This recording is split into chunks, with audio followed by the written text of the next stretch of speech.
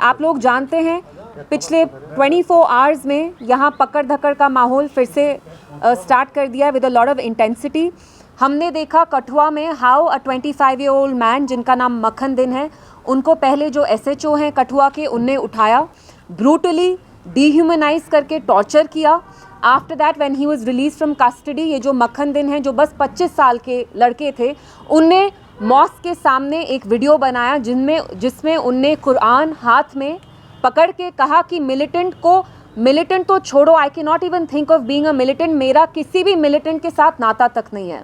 उसके बाद हमने देखा बारामूला में एक ट्रक ड्राइवर 36-year-old मैन जिनका नाम वसीम मीर है, जो एक डेली वेजर थे। मैं उनकी फैमिलीज़ और रिलेटिव्स के अभी ट्विटर पे मैंने एक वीडियो देखा जिसमें कहा कि हम अपने गाँव में इनका एग्जाम्पल देते थे, इतने शरीफ थे।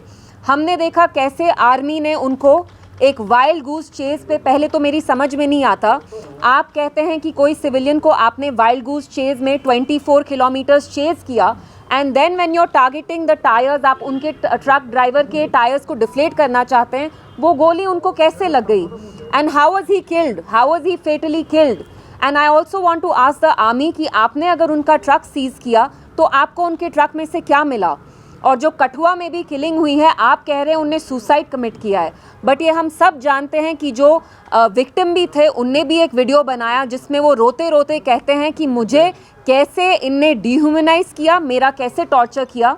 और मैं एक सवाल जो यहाँ की सरकार है मैं उनसे भी पूछना चाहती हूँ कि हमने देखा जब 2024 में अक्टूबर में इलेक्शंस हुए, कैसे भारी अक्सरियत से जम्मू कश्मीर पूरे रीजन में आपको लोगों ने इतना बड़ा मैंडेट दिया, इतनी भारी अक्सरियत से आपको लोगों ने ये रिस्पॉन्सिबिलिटी समाई दी। आपको ये रिस्पॉन्सिबिलिटी लोगों ने आपको इसलिए दी क्योंकि उनको लगा पिछले 5-6 साल में, स्पेशली जब से आर्टिकल 370 हटा, यहाँ आर्म्ड फोर्सेस हैं या जो यहाँ ब्यूरोक्रेटिक रूल चल रहा है, कोई अकाउंटेबिलिटी नहीं है, ना लोगों की सेंस ऑफ सेफ्टी है ना सिक्योरिटी है। मैं आज NC सरकार से पूछना चाहती हूँ कि आप लोगों के मुंह पे ताला क्यों है?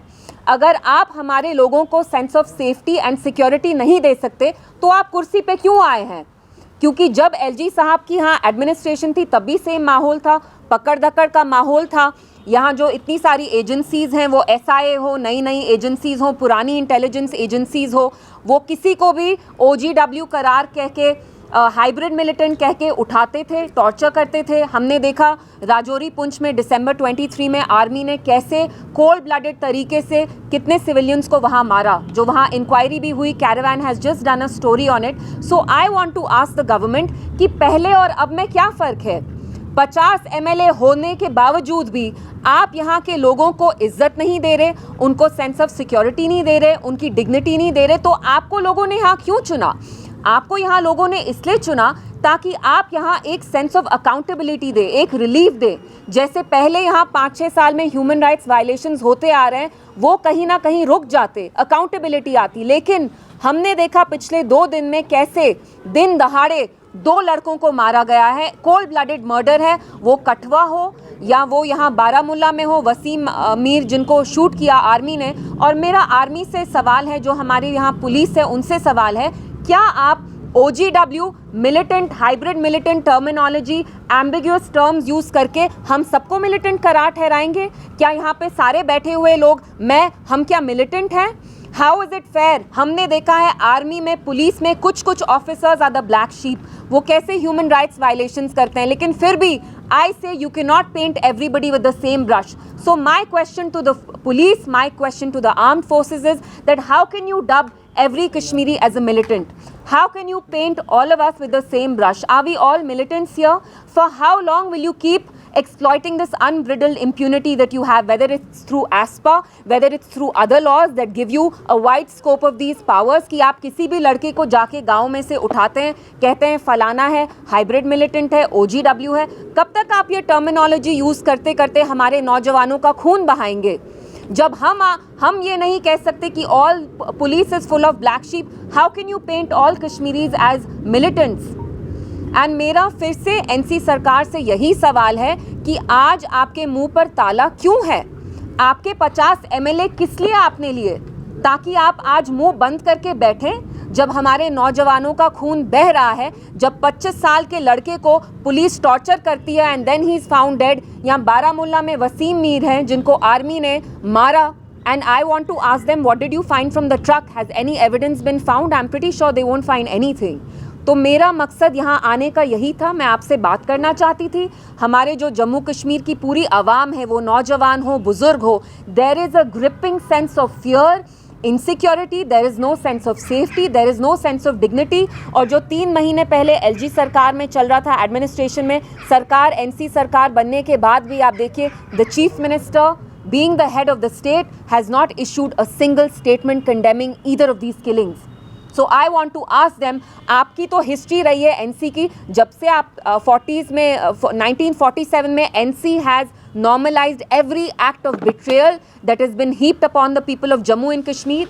They have normalized everything. So today I want to ask you, why are you normalizing this?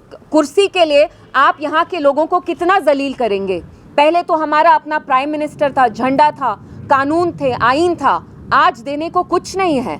तो आपकी कॉन्शियंस जो इतनी सिलेक्टिव है, मैं एनसी से पूछना चाहती हूँ, कब तक आप ये करते रहेंगे? कब तक आप ये जो हर एक एक्ट ऑफ बिट्रेयल है, आप उसको नॉर्मलाइज करेंगे? क्योंकि आपको कुर्सी की ग्रीड है, you want to capture power at any at any expense. So my whole purpose of coming here was speaking to the press about these human rights violations, 2 very serious grave human rights violations that have happened within the span of 24 hours, and I want to make it very clear to the police and the armed forces, we are not here to impede or imperil your investigation in any case. We understand even you have a responsibility to protect, to uphold the law and order in Jammu and Kashmir, but at the same time you cannot dub everybody as an OGW, you cannot dub everybody as a hybrid militant.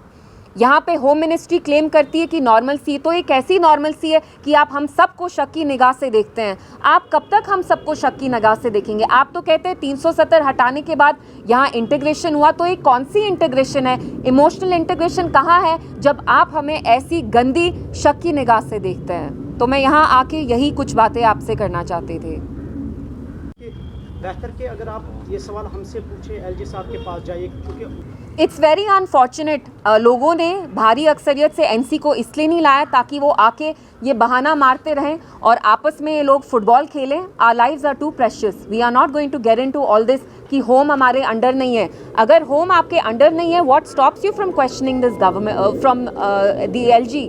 What stops you from questioning the MHA? आपको कहीं ना कहीं डर है, आप बस statehood का राग अलाप करते हैं लाइक अ ब्रोकन रिकॉर्ड। आज आपके मुंह पे ताला है, मुंह में दही जमी है, क्योंकि आप इनको इरिटेट नहीं करना चाहते हैं, आप इनको अच्छा खासा मक्खन लगाना चाहते हैं। वरना आप मुझे बताइए, अगर आपके पास पुलिस नहीं है तो क्या आप एक स्टेटमेंट इशू तक नहीं कर सकते थे? क्या चीफ मिनिस्टर कठुआ जाके इनकी फैमिली को नहीं मिल सकते थे? ये जो मक्खन दिन है, 25 साल की जो नौजवान मरे, और ये कहाँ की बहानेबाजी है? ये आपके अंडर नहीं है। जैसे बीजेपी बहाने मारती है कि नेहरू ने ये किया, नेहरू ने वो किया, 12 साल हो गए उनको इक्तिदार में, वैसे कहीं ना कहीं आई एम श्योर एनसी अब यही बहाना यूज़ करेगी कि ये हमारे अंडर नहीं है, स्टेटहुड नहीं है, फलाना डिमकाना। Please respect the life of every Kashmiri person, whether वो नौजवान हो, बुजुर्ग हो, ये बहानेबाजी नहीं चलेगी। Is NC telling me that for the next 5 years if there are any human rights violations they will use this convenient excuse that police is not under them? We expect better from them.